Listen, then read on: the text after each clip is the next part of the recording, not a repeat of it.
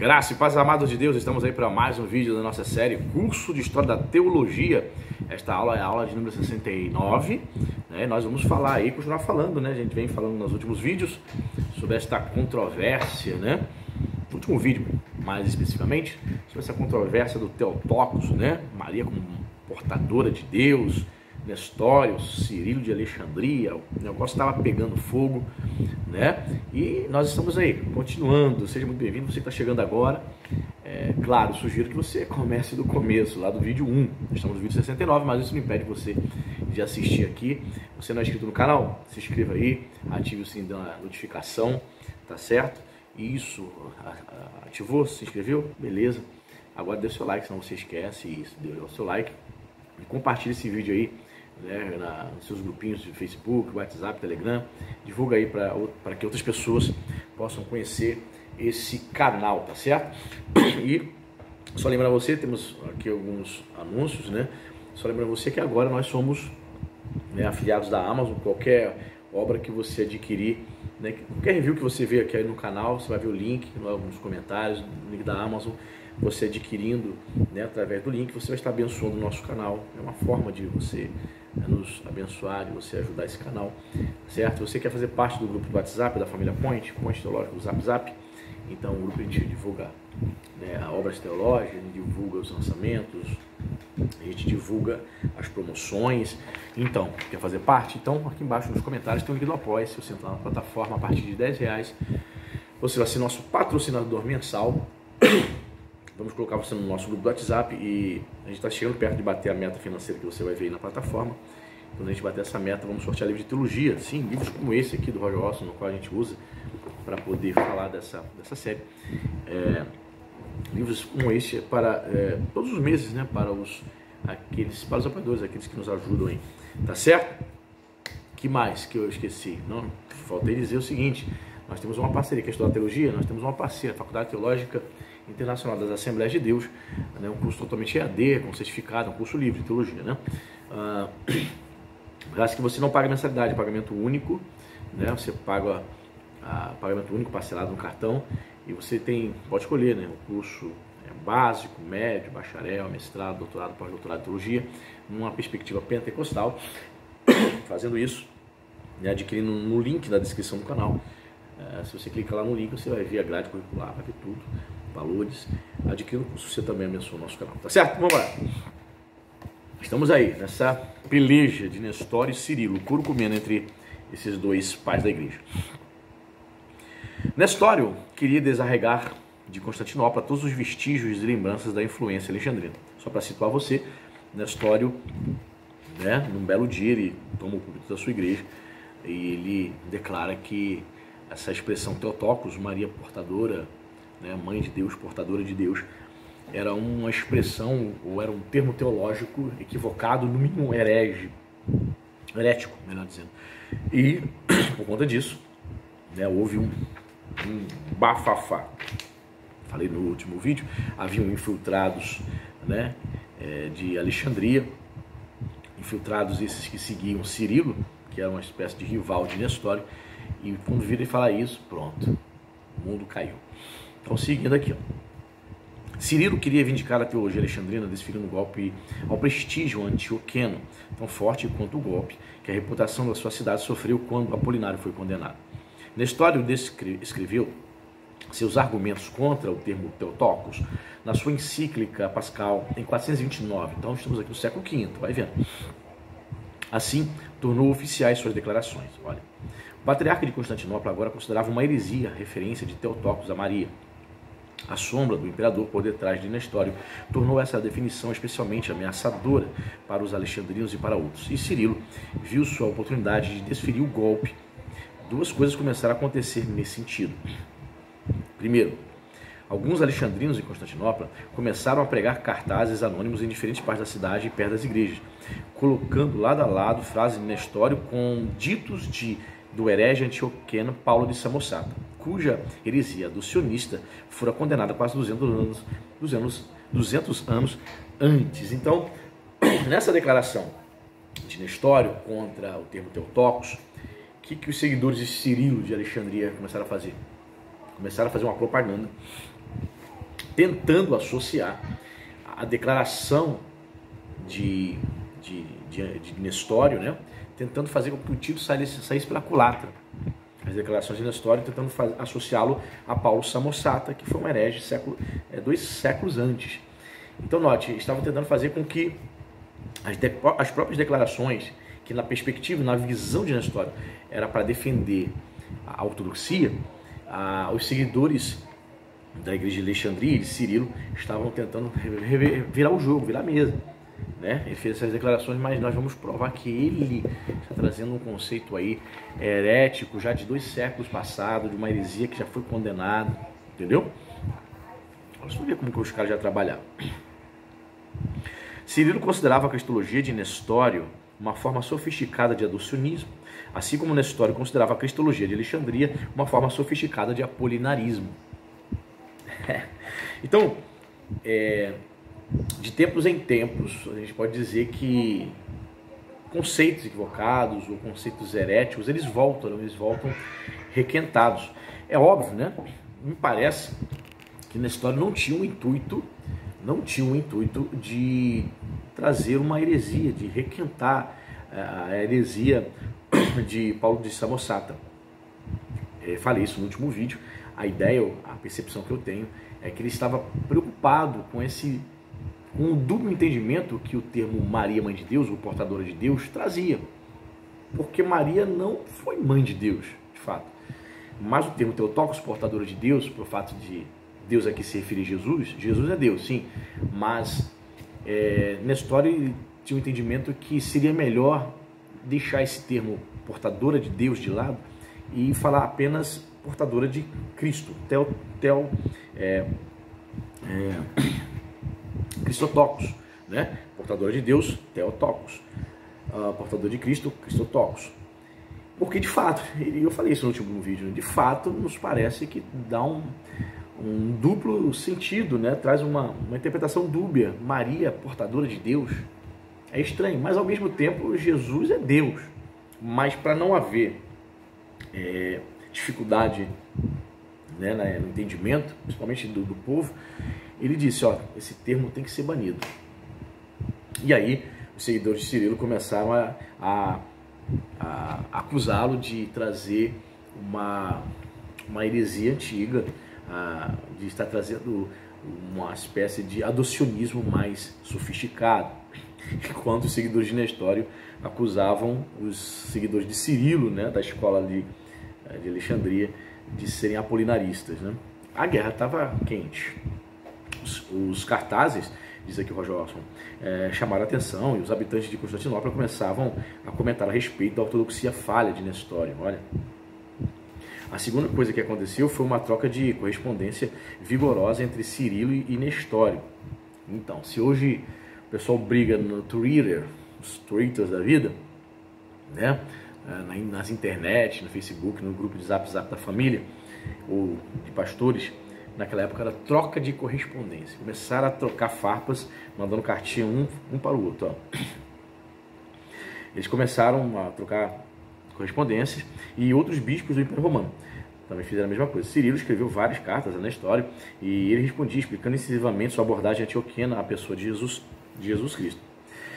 As cartas de Cirilo a Nestório eram mais cautelosas e evitavam cuidadosamente expressões radicais da cristologia apolinarista.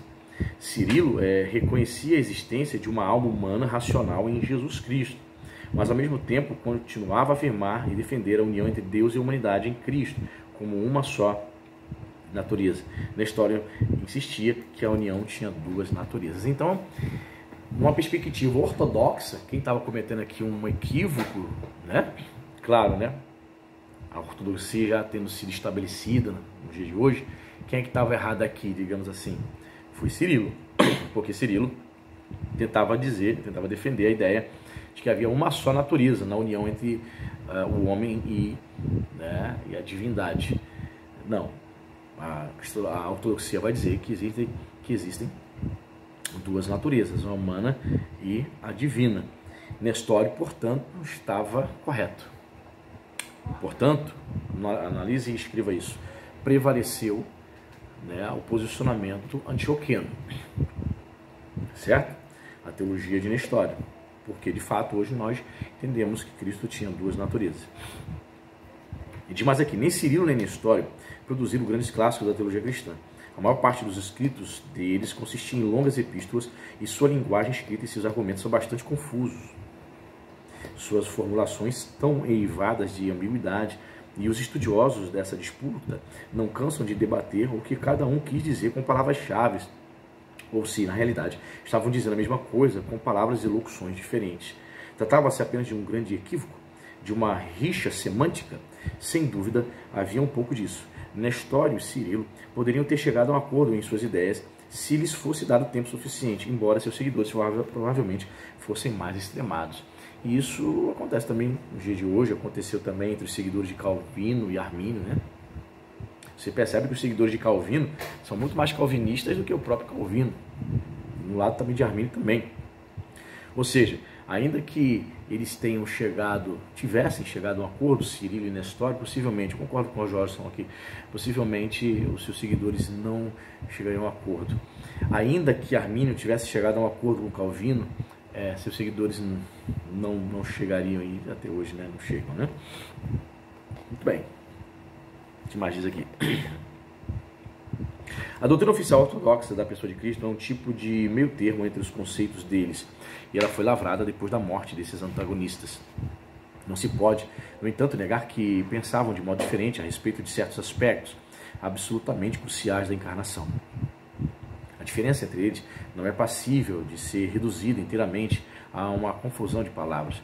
O que complica a interpretação de Cirilo e de Nestório é o fato de que o modo de pensar de cada um foi desenvolvido e mudando com o tempo. O único livro conhecido de Nestório, que é o livro de Heráclides, era uma defesa da sua teologia, escrita depois de ele ter sido deposto e exilado. O que parece, algumas de suas opiniões foram alteradas a fim de colocá-las de forma mais favorável. Olha só. Alguns estudiosos argumentam que o livro comprova que, na verdade, ele nem sequer sustentava ou ensinava a heresia que recebeu seu nome, nestorianismo. O mais provável é que tenha alterado a sua posição a fim de reconquistar a sua reputação. Então, para, por exemplo, a Igreja Católica, a ortodoxia da Igreja Católica, na perspectiva católica, entende que Nestório, no que diz respeito à negação do termo Theotokos, ele estabeleceu uma heresia, o nestorianismo, né? Então note, como eu falei também sobre isso no vídeo passado, né? Para nós protestantes, o termo Theotokos nós rejeitamos. Então os católicos podem nos acusar de nestorianismo, né? Porque nós rejeitamos essa expressão. Falei isso, né? Os reformadores sempre rejeitaram o termo Theotokos, porque de fato é dúbio. Pensava assim na história também. E o termo que nós aceitamos e concordamos para não trazer confusão é o termo Christotokos. Guardou? Ok. Que mais aqui? O mais possível é que tenha alterado a sua posição a fim de reconquistar a sua reputação. As obras principais de Cirilo no tocante à cristologia consistem nas cartas dirigidas a Nestório, e nelas pode-se perceber certa mudança de desenvolvimento. Olha só, segundo os historiadores, olha o que ele está falando, parece que ele, com o tempo, ele vai mudando seus conceitos, fazendo uma meia-culpa, voltando atrás, alguns posicionamentos de maneira sutil, para não perder reputação. Pois é, né? Trazendo para o contexto dos dias modernos. Quantos pregadores, por dizer a verdade, foram, usar o termo da moda, né? Foram cancelados. E aí, para não perder reputação, para não perder igreja, para não perder amizade, para não ser cancelado nas redes sociais, ele precisa voltar atrás e concordar com aquilo que é errado, né? Fica uma reflexão. Muito bem.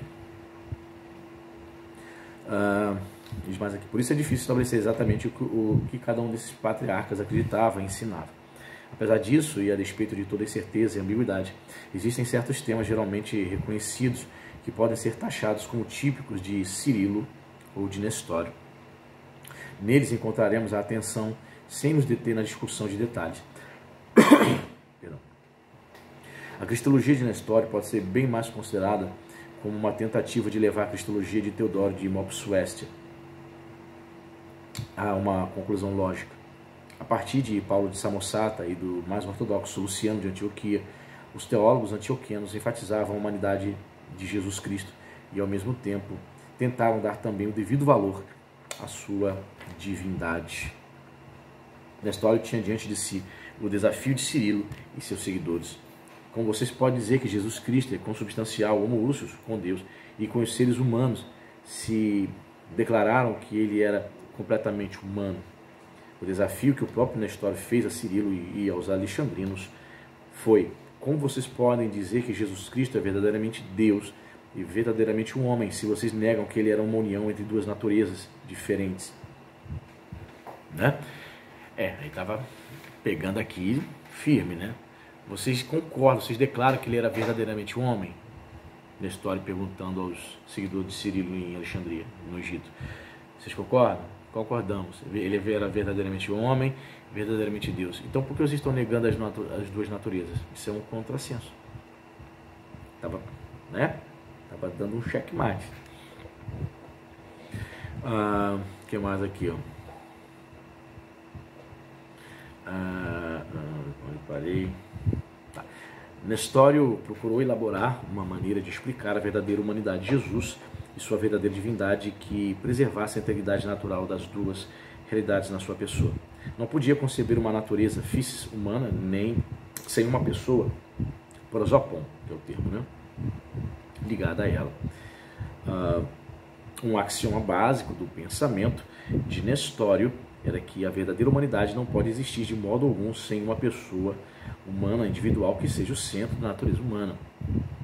Prosopon, pessoa, e physis, natureza, estão juntos, tanto na humanidade como na divindade.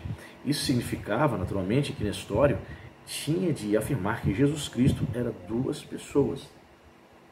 Olha só. Teodoro não chegou a esse ponto, embora sua conceituação sugerisse isso. Aí já é uma heresia, né? Ele já foi para outro extremo na história. Estava indo muito bem. Quando ele afirma que em Jesus haviam duas pessoas, isso é um equívoco, né? Duas naturezas não são duas pessoas, é uma só pessoa, né? A Santíssima Trindade. Tendo como ponto de partida a ideia de Teodoro de que a encarnação é o Logos, assumindo um homem e um homem sendo assumido pelo Logos. Olha só. Nestório argumentou que a encarnação é a habitação mútua de duas pessoas, uma na outra, o eterno Filho de Deus e o ser humano mortal, Jesus. A essa união atribuímos o nome de Jesus Cristo, ou simplesmente Jesus, e consideramos a própria união uma pessoa, no sentido composto, o coletivo. Portanto, para Nestório, em Jesus Cristo, Deus uniu o prosopon divino com uma natureza humana, mas isso não destrói de modo algum as duas prosopa, pessoas naturais, que corresponde a cada uma das duas naturezas completas ou hipóstatas que estão unidas em Cristo. Complicado? Sim, complicado. Mas vamos lá. Por que Nestório começou bem? Nessa questão do Theotokos, nós, protestantes, entendemos que ele estava correto, né? Tirando a expressão portadora de Deus por conta do dúbio sentido. Agora, no que diz respeito à pessoa de Cristo, ele dizer que em Jesus haviam duas pessoas, prosopa, né, que é o termo para pessoa, porque o termo persona em latim, prosopa é grego, né? Então, ele dizer isso, ele caiu de fato em erro. Por isso que o nestorianismo é considerado uma heresia. A ideia de que em Jesus haviam duas pessoas. Como duas pessoas pode ser uma só? Esse era o dilema de Nestório, que Nestório tinha diante de si. A fim de evitar o adocionismo, no qual o homem Jesus Cristo é meramente um objeto de aproveitamento divino, Nestório teve que explicar a verdadeira união entre o divino e o humano em Jesus Cristo. Tinha de haver uma maneira de dizer que, embora Jesus Cristo fosse humano, também era verdadeiramente divino. A solução de Nestório foi postular um tipo especial de união, que chamou de sinafeia. Em latim, a palavra é traduzida por conjutio, E por isso a ideia de Nestório é tradicionalmente chamada de conjunção. Jesus Cristo era uma conjunção da natureza pessoa, natureza/pessoa, divina com a natureza pessoa humana. Logos divino e eterno e a pessoa humana de Jesus em íntima união. Percebe? Estudar cristologia é bem complexo. Por quê? Porque tem essas questões semânticas, questões filosóficas para definir. Jesus tinha duas pessoas, duas naturezas, uma só pessoa. Por isso que parte da igreja, infelizmente, né? Grande parte da igreja não dá mínima para teologia. Porque muitas pessoas vão estudar isso aqui e dizem: não estou estudando sobre isso aqui, o que pensava na história, e o que isso tem a ver comigo? Né? As pessoas não veem sentido algum estudar sobre isso, mas para o historiador, para você estudar teologia, tem que ter sentido. Para a maioria do povo, não. Deveria ter, mas não tem. Porque, de fato, eram questões, eram debates que pareciam intermináveis. Século III, século IV, século V, debates intermináveis a respeito da pessoa de Jesus. Diz mais aqui, ó. De acordo com o Nestório, essa conjunção pode ser tão íntima e forte a ponto de formar um novo tipo de entidade, olha só. Assim como a totalidade, que é maior do que a soma de duas partes. Segundo ele, a unidade de prosópon baseia-se no fato de que o prosópon, né, a pessoa do Logos, faz uso do prosópon da pessoa, humanidade de Cristo, como um instrumento, o organon. A totalidade é a união das duas naturezas, de um elemento visível e outro invisível. Então ele tentava explicar de maneira bem sofisticada esse conceito que ele entendia ser verdadeiro. Que em Jesus haviam duas pessoas, a pessoa do Logos e a pessoa humana de Jesus. Está entendendo? Pegou? Tocando miúdos, de maneira bem resumida, na história entendia que haviam duas pessoas. Isso é uma heresia? Sim, porque Jesus haviam duas naturezas, duas pessoas não. Aí ele tentava explicar isso. Por que duas pessoas? Eu acredito que seja assim. Porque havia a pessoa do Logos e a pessoa do homem Jesus. O Logos divino. Ou seja, ele considerava o Logos divino uma pessoa também. Só que a maioria dos teólogos não. A maioria dos teólogos não entendiam desta maneira. Nestório começou a encontrar problemas quando, respondendo a algumas das perguntas de Cirilo, procurou aprofundar-se na explicação da ideia da conjunção na encarnação. Aí foi se perdendo. Cirilo sabia que, se pudesse fazer na história continuar sua explicação, este acabaria revelando do que se tratava. Uma forma sofisticada de adocionismo. Ou seja, Cirilo estava instigando ele. Explica mais, vai falando mais. Você vai acabar revelando aí que você está seguindo a heresia adocionista. A única diferença estava na pessoa que tinha adotado o homem no momento da adoção. A semelhança principal era o fato de que, tanto no adocionismo como no nestorianismo, o Filho de Deus nunca realmente entrava na existência humana. Olha só, a pessoa humana, na conjunção nestoriana, permanece não apenas distinta em sua natureza, mas também uma pessoa diferente do Filho de Deus. Nestório provou ter essa opinião quando, segundo Cirilo, empregou a analogia do casamento. Aparentemente, ele argumentou que, assim como no casamento, duas pessoas independentes se juntam em uma união que transcende as diferenças, também na encarnação do Filho de Deus e o Filho de Davi formam uma união sob a iniciativa do Filho de Deus. Ou seja, ele tentando encontrar explicações usando como analogia do casamento. Que transcende duas naturezas diferentes. Essa união é um vínculo de companheirismo e de cooperação de vontades mais forte do que qualquer amizade ou casamento humanos. Esses laços fornecem apenas uma vaga ideia do que significa essa união. Nestório também caiu na armadilha de Cirilo quando chegou a negar um dos princípios cristológicos mais queridos de Cirilo, a comunità, aí ele escreveu em latim aqui, a communicatio idiomatum, ou comunicação de atributos. Segundo Cirilo, se Jesus Cristo era realmente o Verbo encarnado, Deus na carne, seria teologicamente correto atribuir a ele toda a glória, majestade e poder da divindade e ao mesmo tempo atribuir ao Filho de Deus que se tornou humano toda a fraqueza, imortalidade e sofrimento da humanidade. Olha, comunicação de tributos. O verbo encarnado, né? De fato, o Logos, né? Está presente ali no Evangelho de João. Né? Esse é o entendimento, que o Logos é o próprio Cristo. No princípio era o verbo, no princípio era o Logos, né? Enarché Logos. Ou seja, a ideia de que o Logos divino a segunda pessoa da Trindade, o Filho de Deus, pré-encarnado e chamado de Logos. Sim, ele encarna. Né? Ele encarna. Ao encarnar, ele assume essa posição, né, de Deus encarnado, ou seja, revestido de carne, se fez homem. Então, essa questão dos atributos é algo também muito complexo, né? Porque Paulo tenta explicar essa questão dos atributos em Jesus. Paulo vai dizer lá em Filipenses capítulo 2, né? Ele se fez homem, assumiu a forma humana, né? Mas ele não abre mão de ser Deus. É possível que em Cristo ele tenha aberto mão de seus atributos enquanto homem aqui, enquanto andando aqui nessa terra por 33 anos. Mas ele não abre mão de ser Deus. Por isso é o Logos divino, é o Deus encarnado.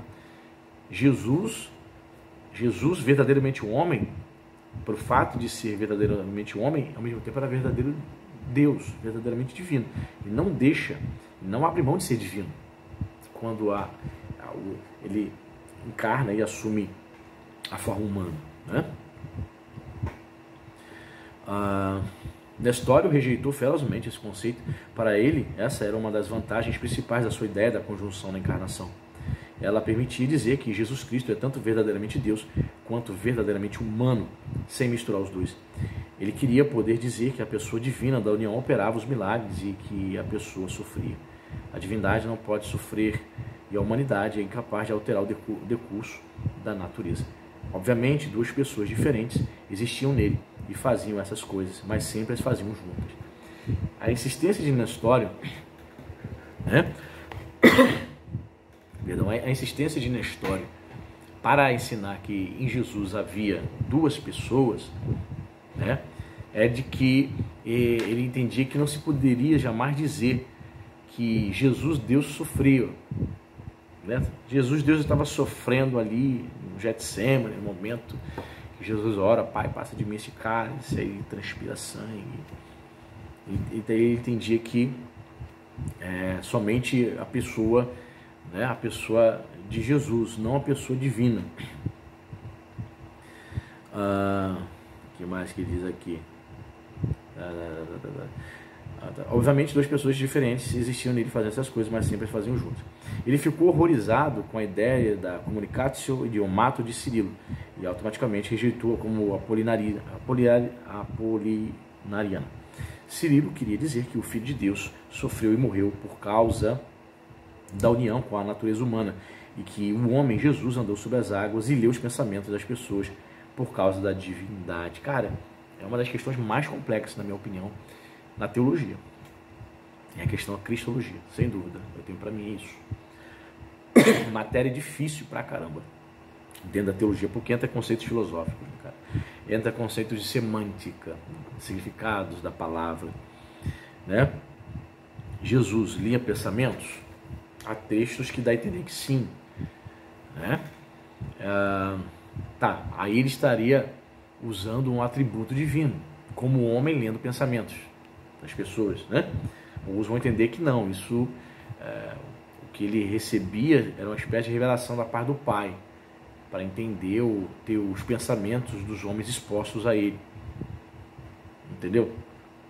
É muito complexo, muito difícil, entra aí em várias questões, a gente nem tem tempo, né, para falar sobre essas questões. Muito bem, preciso terminar esse capítulo, vamos ver se dá tempo. Esse capítulo não, né? Esse subcapítulo. Para Nestório, esse conceito provava que Cirilo não distinguia corretamente o humano do divino. Uma heresia que, segundo ele, corrompia toda a cosmovisão cristã. Ou seja, os dois, né, tinham posicionamentos ortodoxos e alguns equívocos, algumas heresias, né? Então os dois tentavam apontar os erros uns dos outros, né? Devemos tentar simpatizar com Nestório até certo ponto. Afinal, a grande igreja tinha acabado de definir meio século antes que a Trindade significava uma só substância e três pessoas, e aceitada a opinião de Gregório de Nissa de que as três pessoas, embora fossem distintas, nunca estavam separadas e faziam tudo em comum. Ponto, tudo que seja isso aí, três pessoas, não em Jesus duas pessoas. Porque o mesmo sistema de conceitos não podia ser aplicado à encarnação. A opinião de Nestório parece coerente, pelo menos superficialmente. tendo em vista a doutrina ortodoxa da Trindade. A diferença, porém, é que os hipóstases, as pessoas da Trindade, compartilham uma ousia, está usando o termo aqui grego, né? Uma natureza em comum, ao passo que as duas físis, natureza, do Cristo nestoriano têm diferentes pessoas ligadas a ele. Esse fato faz uma grande diferença na equação.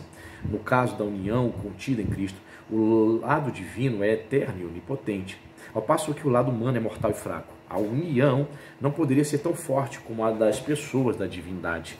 Não há dúvida de que a intenção de Nestor era boa. Ele queria preservar a integridade da natureza de Deus e da natureza humana, mesmo na encarnação, postulando uma união de natureza.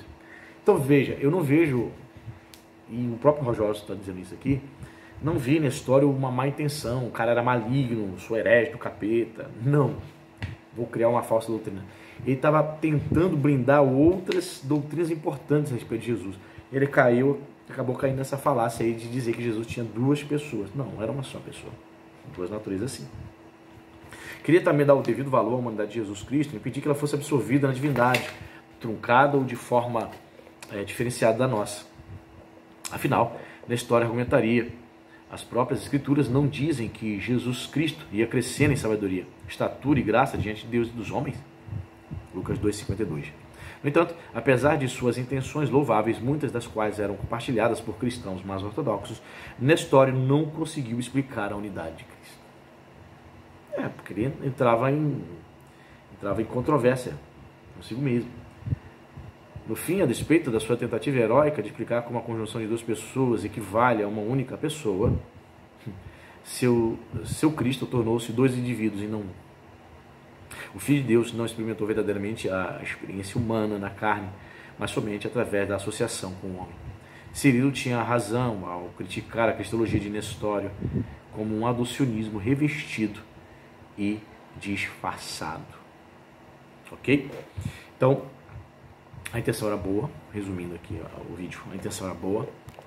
Ele começou bem na questão do Theotokos, rejeitando esse termo, porque é de fato um termo dúbio. Porém, quando ele chegou para falar sobre essa unidade, né, para tentar explicar a união de Cristo, as naturezas, as pessoas, ele se embaralhou tudo. E Cirilo só dando corda.